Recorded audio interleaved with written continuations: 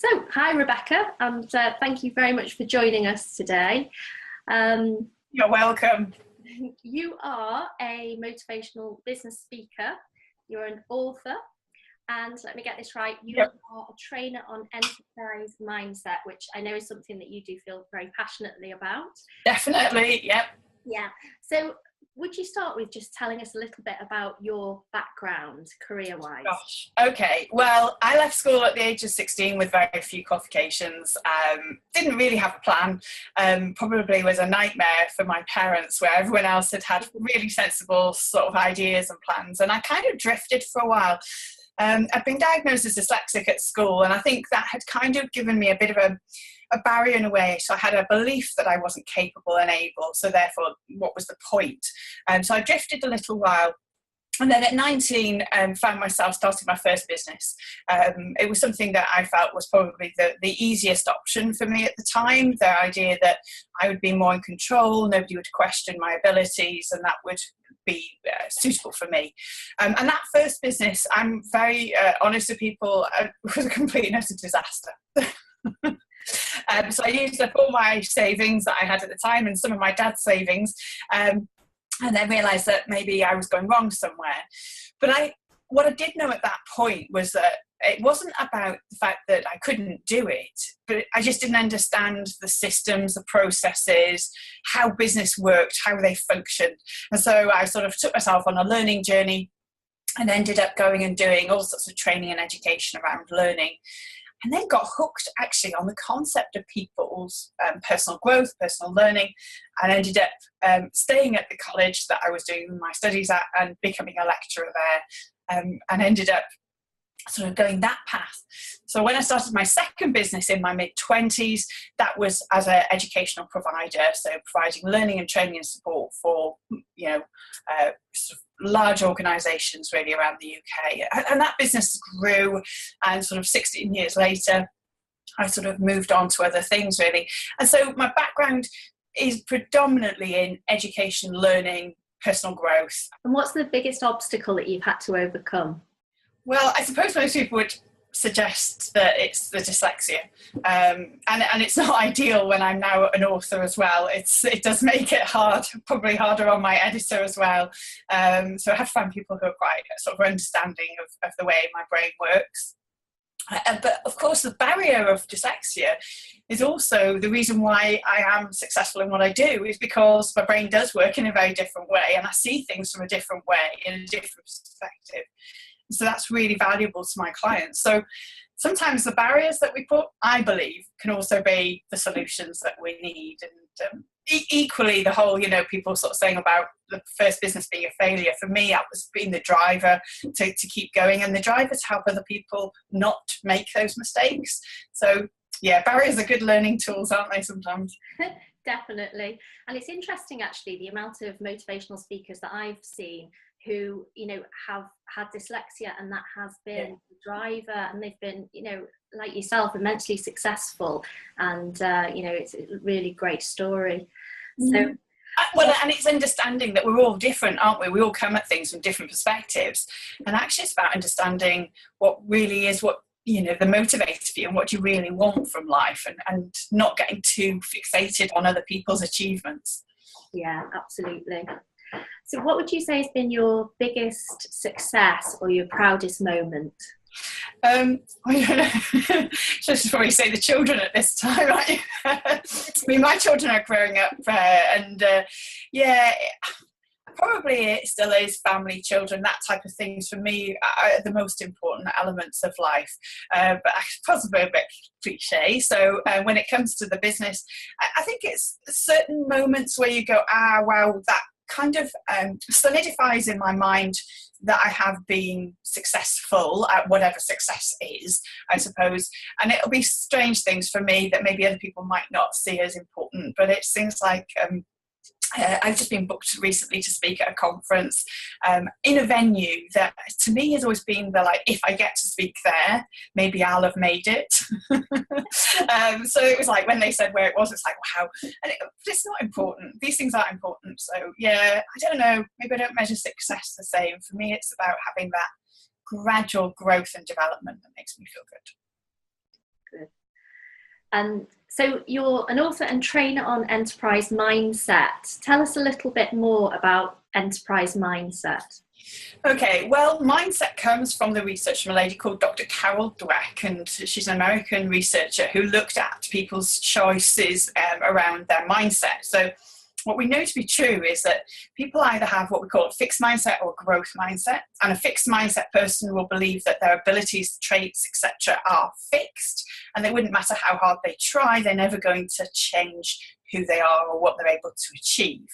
Whereas a person with a growth mindset, or maybe what we possibly call in the UK a can-do attitude maybe, is more likely to say, okay, even if I don't feel I can or that I have the abilities to do it, the harder I try, the more likely it is that I'll achieve, which kind of makes sense. And yet we still put barriers in our mind to say, well, yeah, but I won't be able to.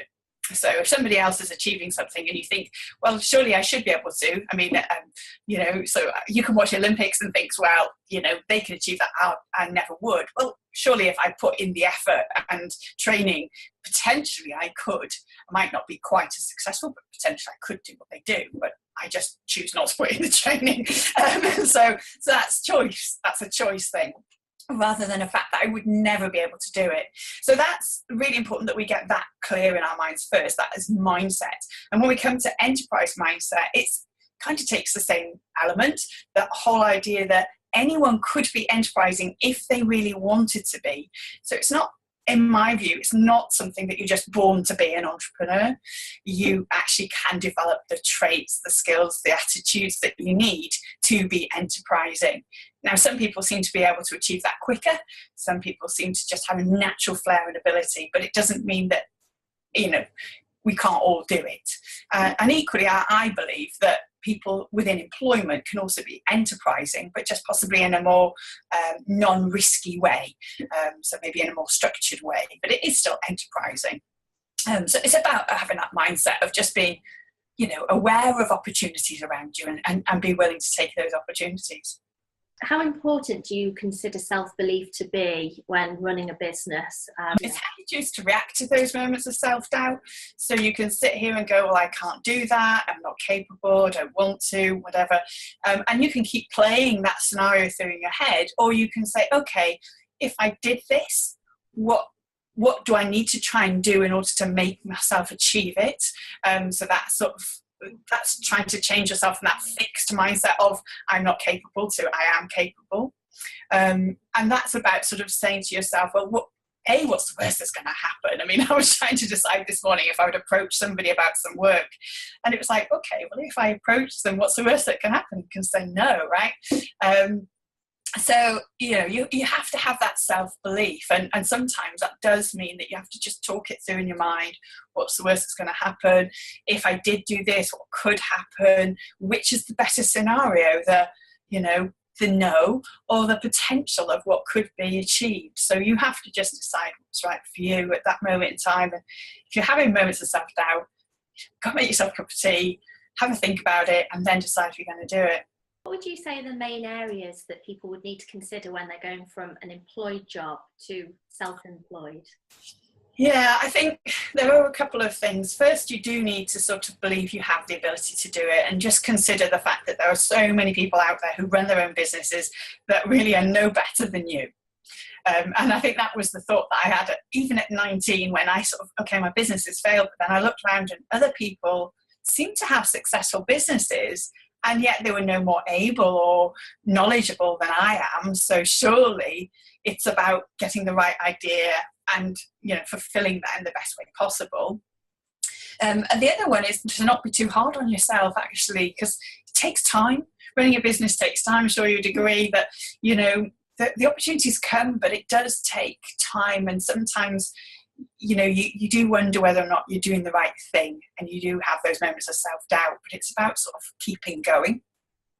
And for me, the most important thing that I've always had, and I now do for other people, is to have a mentor, because you need somebody. I mean, you can have a business coach. Well, a coach is great. If you know where you're going and what you're trying to achieve, a coach will help you with that. But a mentor is somebody different. A mentor is somebody who's been there, seen it, done it, has got the little black book, and can, when you're on a bad day, go, well, okay, well, let me introduce you to, or have you thought about. So they're more willing to sort of give you those sort of like little shoves, if you like. Well, we all need them, don't we? What is the one piece of advice you would give to somebody, Rebecca, who was thinking of starting up their own business and they hadn't been self-employed before? Okay, keep records. Yeah, keep really good notes and detailed records.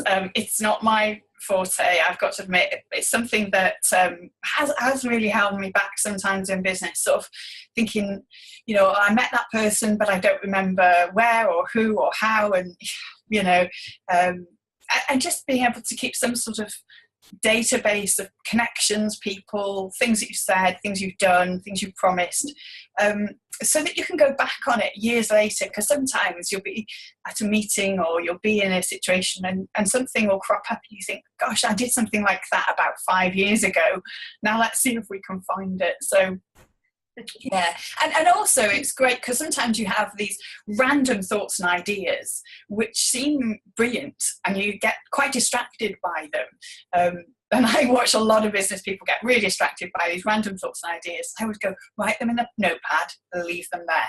When you've got time, go back to them.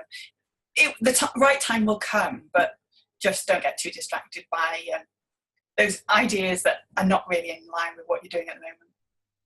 Yeah, I suppose part of the entrepreneurial qualities is, well, the downside to it is getting a bit distracted by shiny things, isn't it?